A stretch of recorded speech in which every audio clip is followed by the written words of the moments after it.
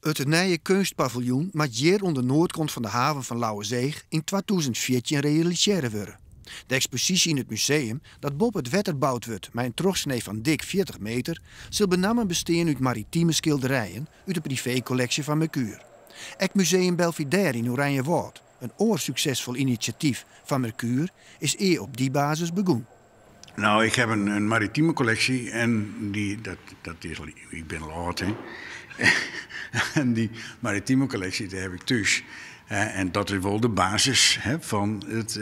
En verder ben Brooklyn, Belgische collectioneurs en Nederlandse collectioneurs. Maar allereerst het museum, de collectie. Het is een themamuseum eigenlijk. Het is gerelateerd aan vis en zee. En aan milieu.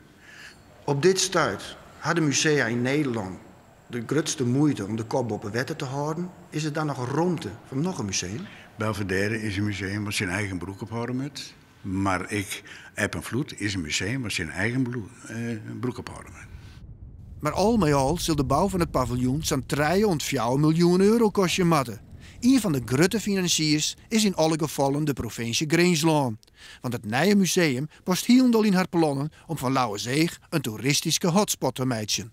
En daarnaast komen hier een informatiecentrum en er komt specifiek een Wat een Wereld Erfgoedcentrum. En dat drieluik, ja, dat moet zeg maar bij elkaar opgeteld hier tot iets bijzonders leiden. Waardoor er weer heel veel mensen opnieuw geïnteresseerd zullen raken in Lauwersoog. Is deze plek dan wel zo geschikt? Want het is hier, wees eerlijk, toch helemaal de eind van de wereld. Ja, het is, aan de ene kant is het einde van de wereld, maar aan de andere kant misschien ook wel het begin. Want uiteindelijk komen hier heel veel mensen die het leuk vinden om hier van de rauwheid en de wijsheid van het gebied te genieten. Want vergeet niet dat hier op jaarbasis 1,8 miljoen mensen komen, waarvan 1 miljoen naar Lauwersoog. En daar zijn er maar 270.000 die naar Schiermonnikoog op en neer gaan.